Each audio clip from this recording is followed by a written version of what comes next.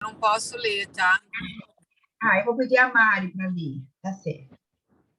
Meu tablet está dando alguma coisa aqui errada.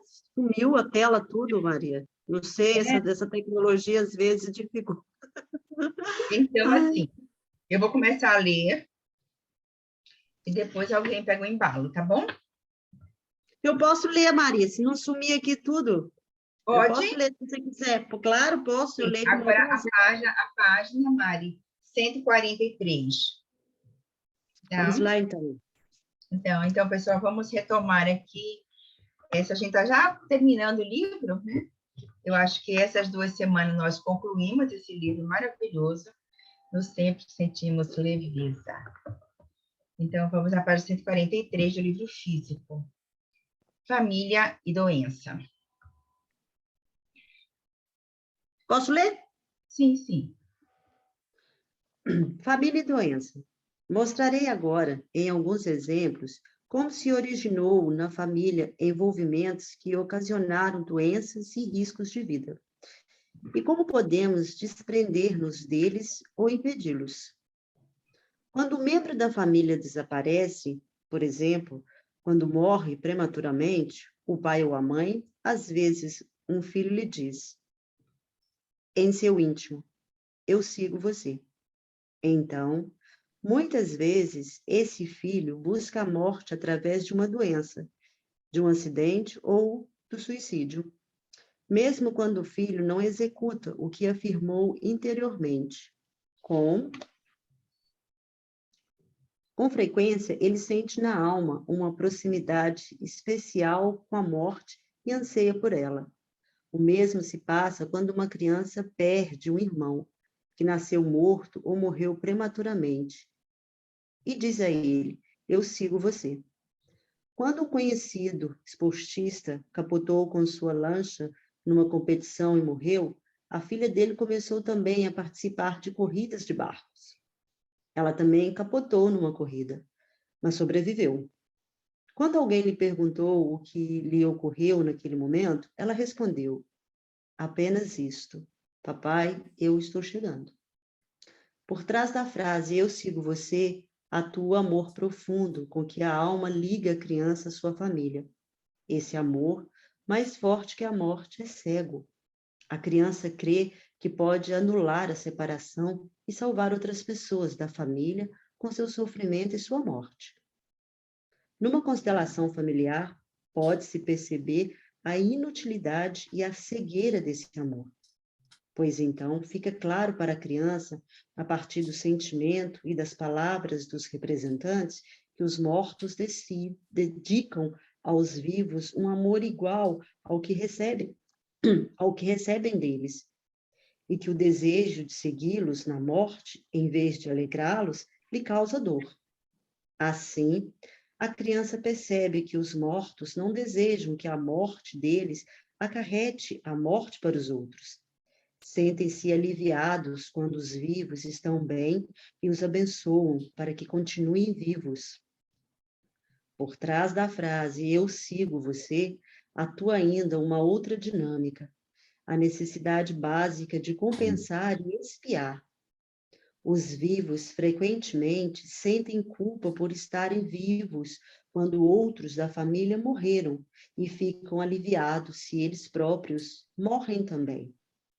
Ajuda, nesses casos, que os vivos se curvem diante dos mortos e lhe digam: eu vivo mais algum tempo, depois morro também. Com isso, já não sentem sua vida como uma presunção e podem assumi-la pelo tempo que ainda durar.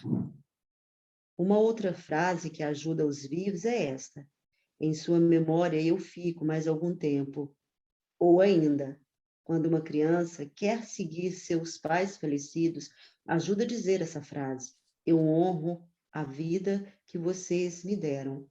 Vou fazer algo dela em sua memória e conservá-la enquanto me for concedido. Assim, a necessidade instintiva de vínculo e de compensação é satisfeita de um modo mais amplo. Esta é uma maneira mais elevada e espiritual de realizar o eu.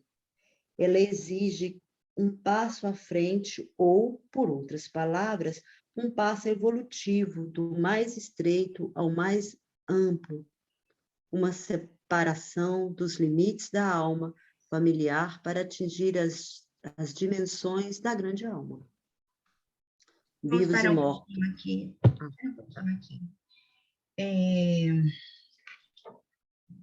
É bastante emblemático essa questão da doença, da morte e a atuação da doença e essa compreensão dessa frase, eu sigo você. É comum, porque as crianças adoecem. Não seria comum as crianças permanecessem doentes, porque elas já nascem com um Apgar, que é uma quantidade de energia muito alta para a sobrevivência. E nós vemos muito, eu que transitei bastante em hospitais, né, logo no início da profissão, e quantas vezes eu ia na ala infantil para olhar as crianças e via também a quantidade de pessoas, de crianças doentes, e hoje eu percebo, né, quantas vezes as crianças adoecem. E estimula dois tipos de sistema de emergência, né? É o sistema digestivo e o sistema respiratório. Então, não é simplesmente a sazonalidade do tempo que vai fazer com que a criança adoeça. A criança também adoece por uma questão de desequilíbrio da própria família. Por um lado, a doença vem como uma forma de equilibrar o orgânico, o sistema familiar, onde todos se unem em relação aos filhos, o cuidado, onde a atenção é redobrada. Então, tudo isso é uma dinâmica que a gente precisa prestar muita atenção. Não é simplesmente, adoeci, eu tomo um remédio. E sem olhar também para todo um contexto que está em volta. Esse contexto, ele fala muito daquilo, dessa parte energética, tanto da criança, como a parte energética da família. E quando uma criança, quando alguém dos adultos adoece ou desaparece por uma doença,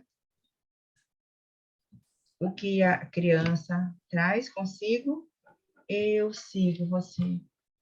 Então, quantas sutilezas existem nessa compreensão dessas descobertas de Bert Hellinger. Uma compreensão profunda, porque ele não está simplesmente nos fatos, mas ele está olhando para os fatos e vendo a atuação no nível da alma. Então, por isso que não é tão simples trabalhar com constelações. Não é simplesmente uma técnica, um método, uma filosofia, mas é tudo isso muito integrado para que a gente tenha essa grande compreensão. É que o eu sigo você atua o amor profundo com que a alma liga a criança à sua família. Então, quando chega vias de fatos, principalmente doenças que as crianças revelam esse movimento. Quando as crianças entram no contexto hospitalar, quando elas têm uma doença, doenças repetidas, que às vezes você olha assim, qual é a razão de fato para que essa doença esteja instalada nessa criança, ou que essa criança revela com essa doença. Para que a gente olhe para a doença e olhe para a família e para a doença como um caminho de revelação. E lindamente o Bert fala assim, né? Por trás da frase eu sigo você, atua uma outra dinâmica. A necessidade básica de compensar e expiar. Ajuda, nesses casos, principalmente a gente faz as constelações, nesses casos, que os vivos se curvem diante dos mortos. Eu gosto muito de fazer essas paradas, para que a gente possa internalizar esse contexto de vida e morte, porque isso é a razão da vida, né? A ajuda é: eu vivo por mais algum tempo, depois eu morro também. Para descolar a criança desse destino. Aqui, uma outra frase que ajuda os vivos é: em sua memória eu fico mais algum tempo. E eu tenho que fazer uma reverência, né, a uma história, a uma situação que eu vivi por muito tempo, porque teve meu irmão mais velho, depois nasceu a minha irmã, que faleceu aos 11 meses. E Bert, no início, fala, né? Mostrarei agora alguns exemplos como se originam na família envolvimentos que ocasionam doenças e riscos de vida, e como podemos desprender-nos dele ou impedi-los. Então, nesse caso particular, em que a minha irmã faleceu prematuramente com 11 meses. Então, todas as doenças prematuras são as doenças até antes dos 55 anos, é considerada doenças prematuras. Okay? Então, eu passei muito tempo da minha vida com uma sensação de não pertencimento, de alguma coisa que estava faltando, como algo que não conseguia identificar o que era. Não tinha o eu sigo você. Fui uma pessoa que teve muitos problemas de garganta, muito na minha infância, sofri muito com problemas de garganta. Mas depois eu fiquei, na minha adolescência, fiquei muito saudável, né? Mas na minha fase adulta, no meio da minha fase adulta, eu devia ter mais ou menos 40 anos, por aí, né? Então, apareceu uma sensação de não pertencimento. Era uma sensação de não estava plenamente no meu lugar. Então, eu fui fazer uma constelação. E fiz fazer uma constelação exatamente com essa sensação. Eu queria entender por que eu sentia essa sensação. E quando o constelador foi um discípulo direto do Bert, o Lawrence, ele veio e ele fez essa constelação. Ele veio para o Brasil e ele fez essa constelação.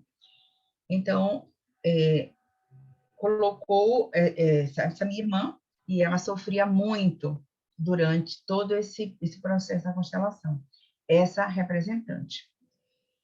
E ele pediu para que eu deitasse, ou seja, que eu fosse até o mundo dos mortos.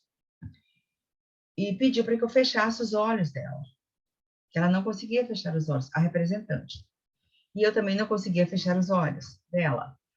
Foi quando eu consegui fechar os olhos dela, foi que eu senti uma plena paz.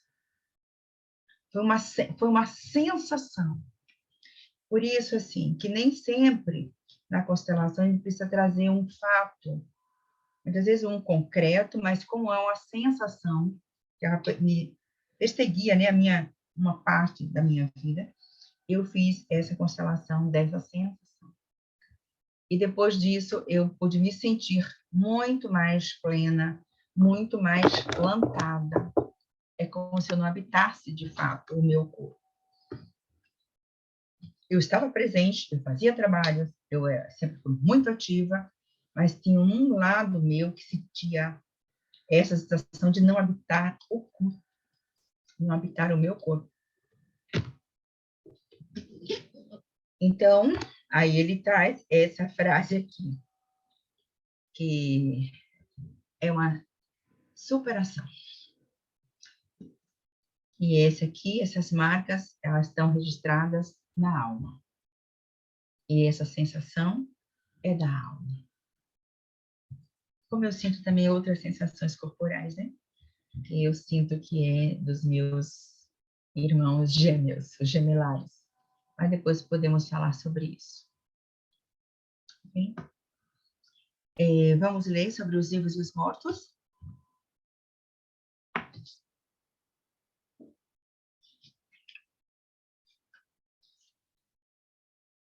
Maria, eu continuo? Sim, pode continuar.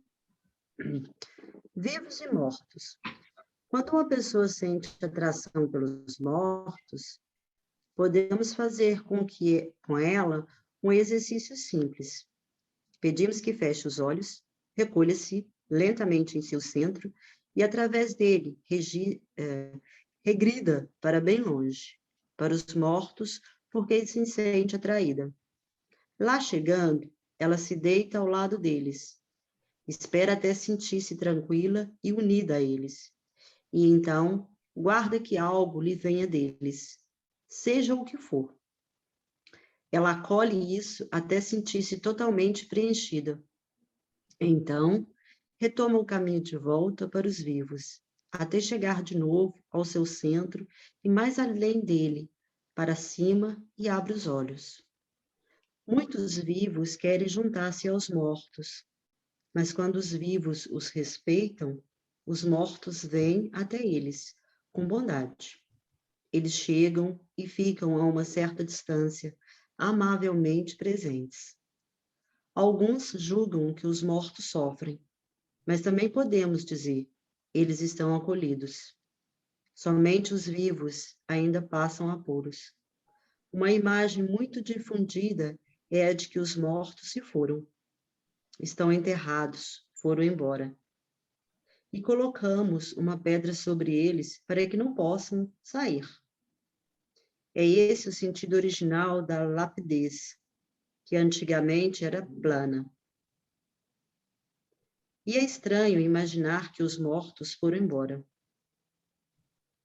Martin Heidegger expressa isso com outras imagens. Ele diz: algo vem do oculto, manifesta-se no não oculto e volta a submergir no oculto.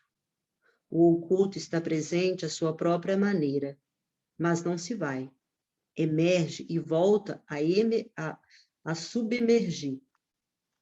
A verdade também segue essa lei.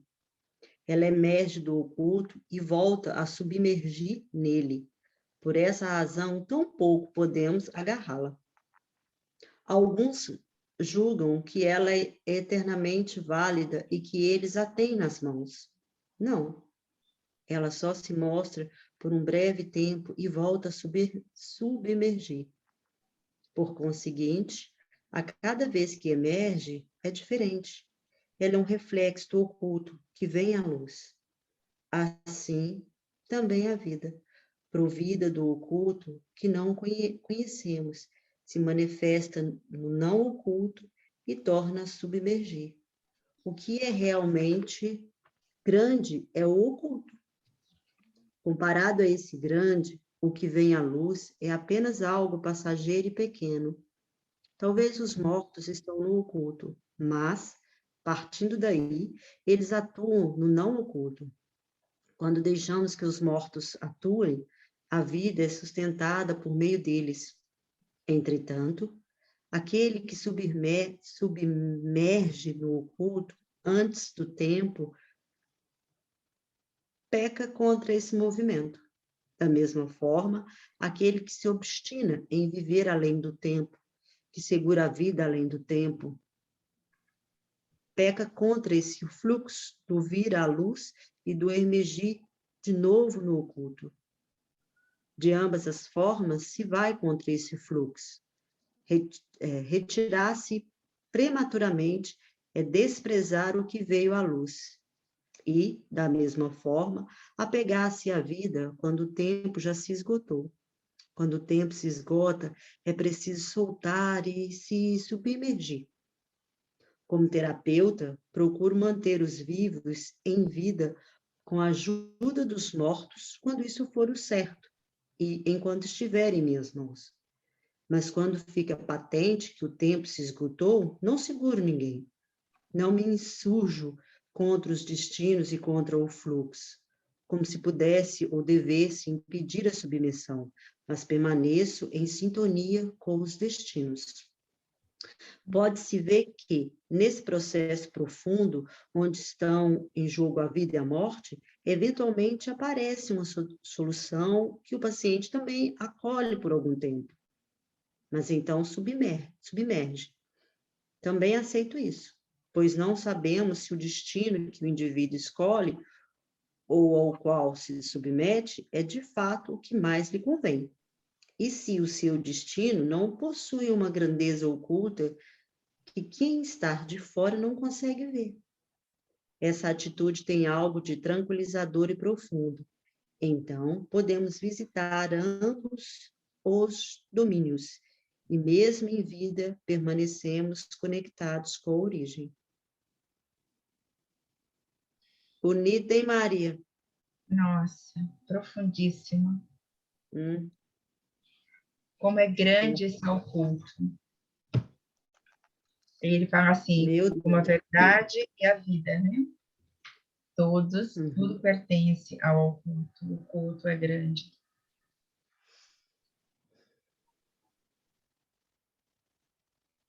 Sem comentários.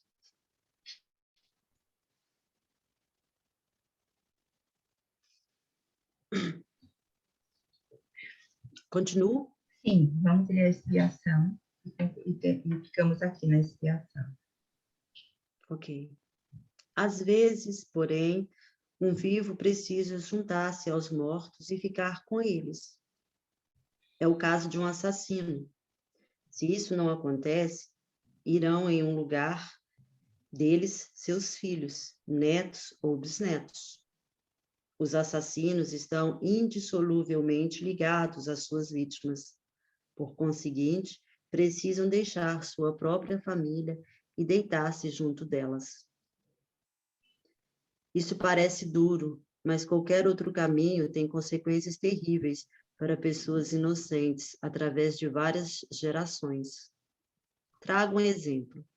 Uma mulher jovem disse num grupo que, desde que nasceram suas duas filhas, passou a sentir com muita certeza que iria morrer logo, e que sobre ela pairava alguma coisa que ela não conseguia entender.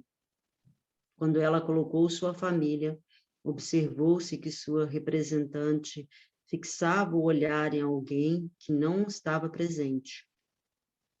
Interrogada a respeito, a mulher disse: estou olhando para trás, no passado, para meu pai e meu avô. O pai dela tinha cometido suicídio quando ela tinha 1 ano de idade, e o avô permanecera polícia especial nazista e tinha executado crianças e mulheres judias. Então foram colocados representantes para o avô e o pai suicida, e 10 representantes, lado a lado, para as crianças judias assassinadas. A representante da jovem mulher nem sequer olhou as crianças e nada comentou, como o avô, não se compadecesse delas. Porém, sua filha mais nova, bisneta do assassino, disse que sentia um forte impulso de associar-se às crianças judias mortas e ficar junto delas. Assim atua um crime através de gerações, quando o assassino recusa a companhia dos mortos e as vítimas não são honradas. Em seguida, foi dito à mulher que se deitasse diante das crianças mortas, e depois que ela chorou muito por algum tempo, que se ajoelhasse com seus filhos diante delas e as olhasse. Isso trouxe alguma paz aos mortos. Ficaram tristes e sentiram-se como se revivessem. E sentiram compaixão pela mulher e por seus filhos, principalmente pela mais nova, que quis ficar junto deles. Porém, ainda não estavam bem, porque se sentiam ameaçados pelo assassino e sentiam um medo enorme. Somente quando ele foi mandado embora, o que simboliza a morte, os mortos se sentiram melhor.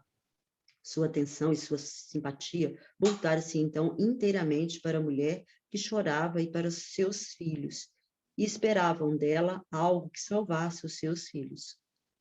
Nesse meio tempo, o pai da mulher, que se suicidara, quis colocar-se diante de sua filha e dos filhos dela, para impedi-los de seguirem na morte as crianças judias. Ele queria juntar-se aos mortos em lugar dela e de seu próprio pai. Entretanto, ao contrário do que muitos pensam, os mortos não queriam a morte dos inocentes. Então, os filhos da mulher foram colocados entre seus pais. Estes os tomaram pela mão, inclinaram-se profundamente diante das crianças judias mortas. Olharam-nas nos olhos e disseram: por favor. Porém, a mulher ainda sentia o impulso de juntar-se aos mortos. Ela se colocou entre as crianças judias mortas e seu falecido pai, que antes já havia se juntado aos mortos. Ela sentia que merecia isso e se sentia aliviada ali. Mas os representantes das crianças judias mortas fizeram declarações bem diferentes. E eu a cito textualmente. A primeira criança disse: sinto minha morte como algo impessoal, que não tem nada a ver com o assassino, e menos ainda com sua neta. Para mim, não faz sentido que ela se junte a nós. Ela deve ficar com a família dela.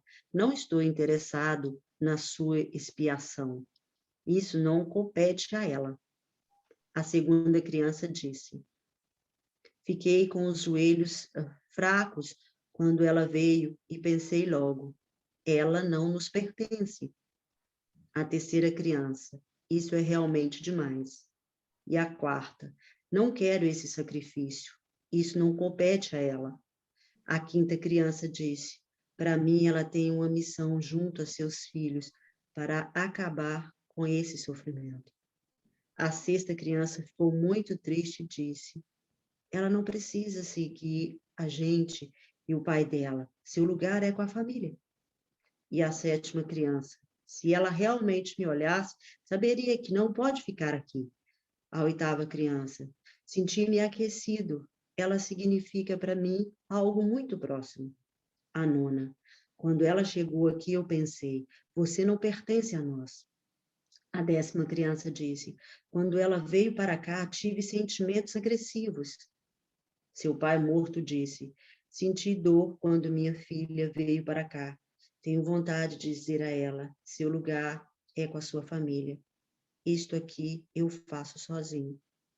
Atrás dessas respostas, ficou claro para a mulher que é uma presunção juntar-se aos mortos quando não se pertence a eles. Ela voltou para o lado de seus filhos, encarou as crianças judias mortas e disse: depois de algum tempo, eu também virei. Então, encarou seus filhos e lhe disse: agora vou ficar mais algum tempo. A mesma coisa disse também ao seu marido. Então, o representante do avô foi chamado de volta. Ele disse: fiquei muito aliviado quando me mandaram para fora. Aqui eu não podia querer ou dizer coisa alguma. E lá fora senti a mesma coisa. Encerro aqui esse texto, esse exemplo. Neste contexto, gostaria de dizer mais uma coisa aos descendentes de vítimas. Muitos compatriotas judeus que perderam parentes nos campos de extermínio receiam olhar para seus mortos e prestar-lhes homenagem, por achar que, em fase do destino deles, não têm o direito de permanecer vivos. Sentem-se culpados e desejam espiar como se fossem criminosos. Com isso, não conseguem visitar os mortos, e os mortos não podem visitá-los. Mas quando os sobreviventes e seus descendentes se defrontam com os parentes falecidos, encaram-nos a ponto de realmente vê-los, os reverenciam e os honram com amor. É como se os mortos ressuscitassem e terminasse para eles essa maneira má de estarem mortos. É como se pudessem, enfim, voltar-se para os vivos e abençoá-los para que fiquem e para que neles continue a fluir a vida. Assim, o que mais consola os mortos é ouvirem o que os vivos lhe dizem numa constelação como esta.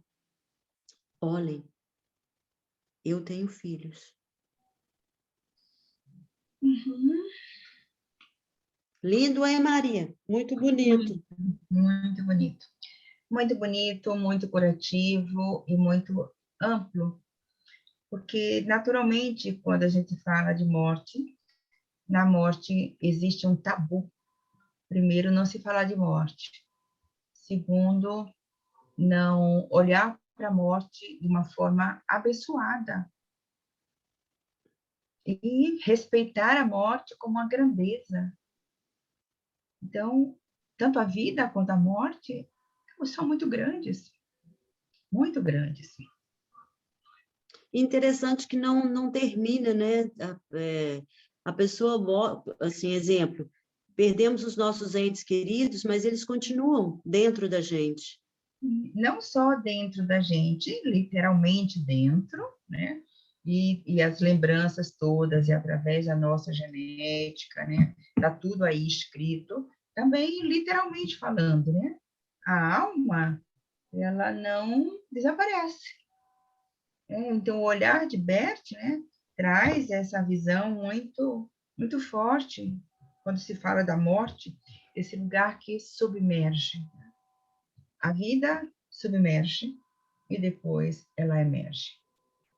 Então, quando a gente submerge, nós vamos para o reino dos mortos. E essa mansão dos mortos é um lugar de paz. E ele traz uma frase muito importante: quem morre não perde nada. Mas eles não gostam de ser esquecidos. Olha aqui o que ele traz aqui, né? Os reverenciam, mas quando os sobreviventes e seus descendentes se confrontam com os parentes falecidos, encaram-nos a ponto de realmente vê-los. Os reverenciam e os honram com amor. E como se os mortos ressuscitassem e terminasse para eles uma maneira má de estarem mortos. Ou seja, que os mortos precisam de serem lembrados, de serem honrados, de serem vistos. Quando os mortos são esquecidos, eles atuam sobre os vivos. Os mortos atuam sobre os vivos. Então, a gente precisa ver todos os nossos antecedentes, né? Os nossos ancestrais que já faleceram.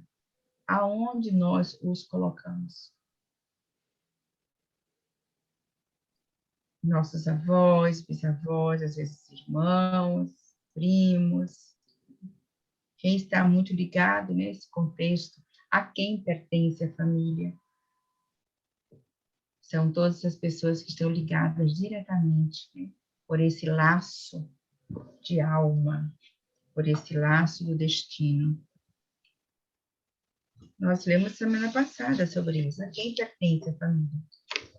Então, a quem pertence a família? Então, esta maneira de trazer esses temas são temas inéditos que nós não vemos em linha nenhuma psicológica que fale dessa forma. Geralmente se fala dos cuidados com a vida, mas não fala também dos cuidados e do respeito aos mortos, né? A forma como devemos encarar os mortos e a atitude em relação aos que morreram, como eles podem estar atuando sobre nós. E aí, na primeira leitura, nós fizemos essa leitura, né? Família e saúde.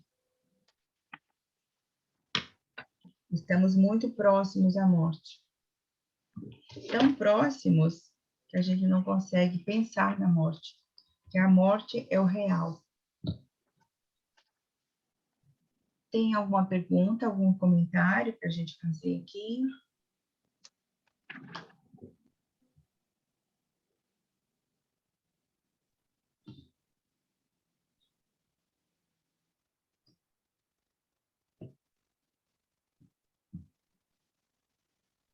e não ter medo da morte, né? E ter uma relação mais próxima, né, com os que morreram, é um sinal de maturidade.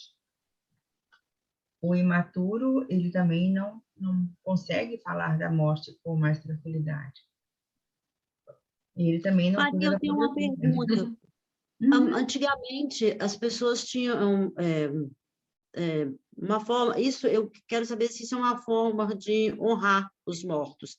Antigamente, quando um parente morria, por exemplo, o meu irmão morreu, novo, e aí os meus pais resolvem colocar o nome da próxima criança do meu irmão que morreu.